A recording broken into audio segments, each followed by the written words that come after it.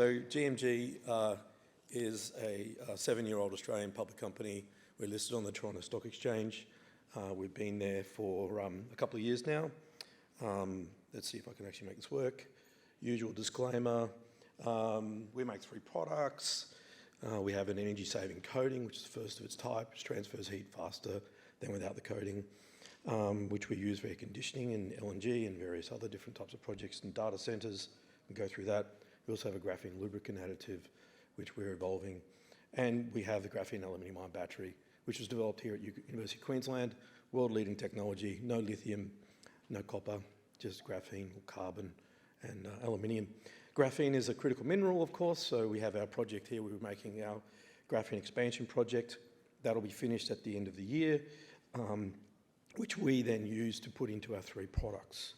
We're looking at our expansion project after that, which will be about $20 million capex with a range of $100 to $300 million revenue a year. That'll be about 10 tonnes per annum.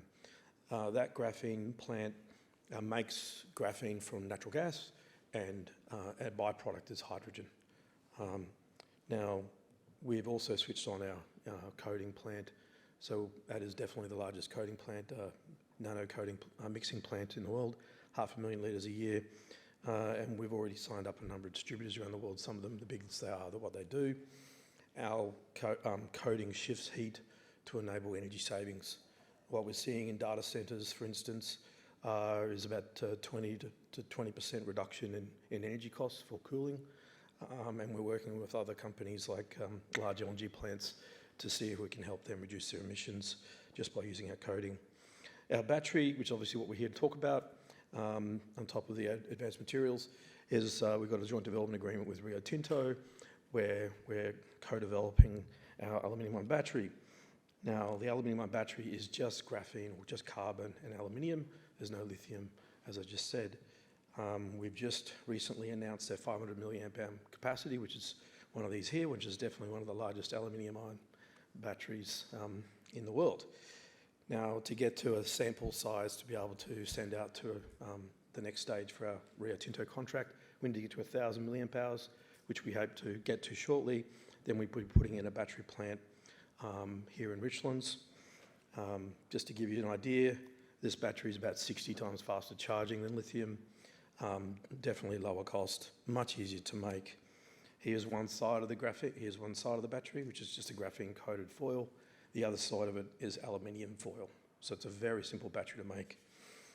Energy density about the same time as lithium, but power density, as I said, remarkably high.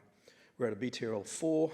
Just to give you guys a bit of tech update there. We can go into that later if you want. Come and talk to us. We're about 5,000 square metres out at Richlands, where we'll eventually put our pilot plant. We've got lots of other global partners we're trying to work through and work out who we're going to work with. And I think that's the end of the very long elevator ride. Thank you.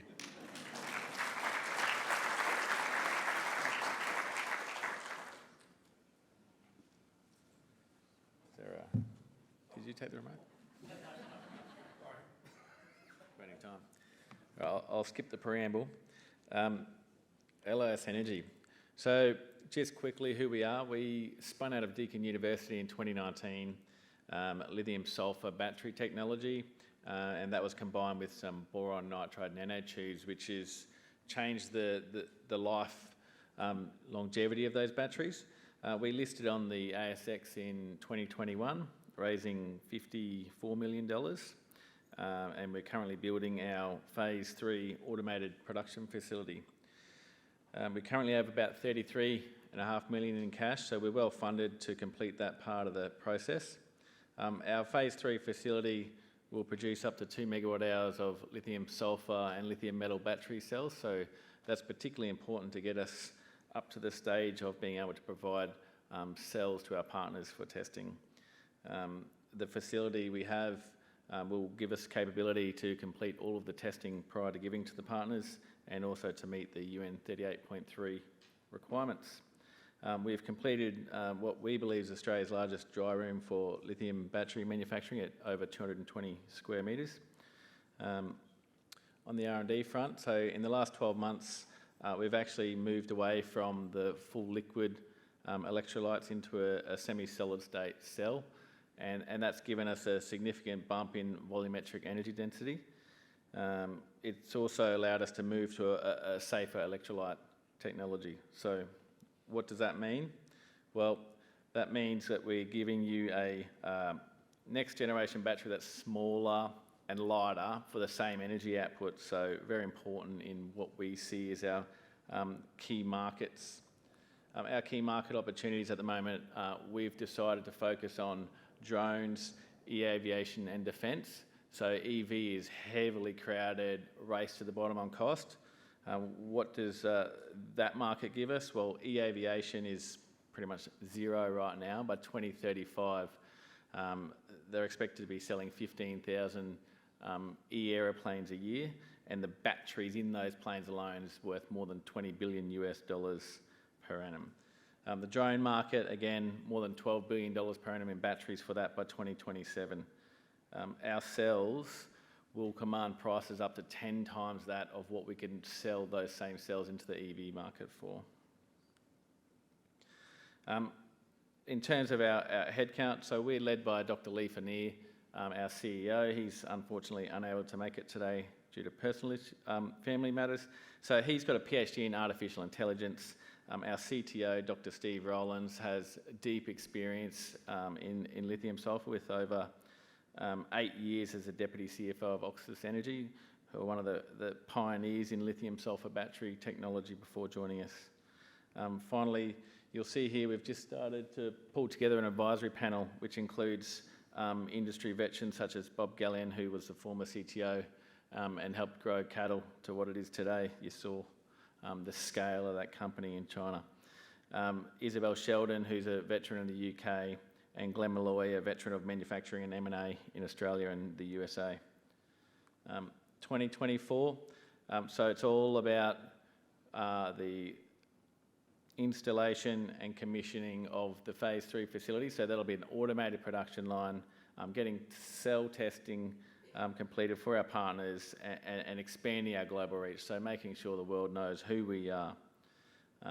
Finally, you're probably wondering what we are asking for today. So what we're looking for is for people to join our team, so particularly experts in lithium sulfur, lithium metal batteries. So if you know anyone or are interested, head to our website, las.energy, or email us careers@las.energy and feel free to let us know if you know someone. It's very difficult to find people globally that have experience in lithium metal or lithium sulfur batteries and the scale up in production. From a state and federal government perspective, we're really keen to understand the appetite to support our scale up to phase 4. So that's a 200 megawatt hour US $100 million scale facility somewhere in Australia is what we would be hoping for. And certainly we really want our homegrown technology staying here, creating sovereign capability onshore. And we've seen today there's lots of support from the government, so that's really exciting. And we just want to continue to develop and support our high-tech future industries. And disclaimer.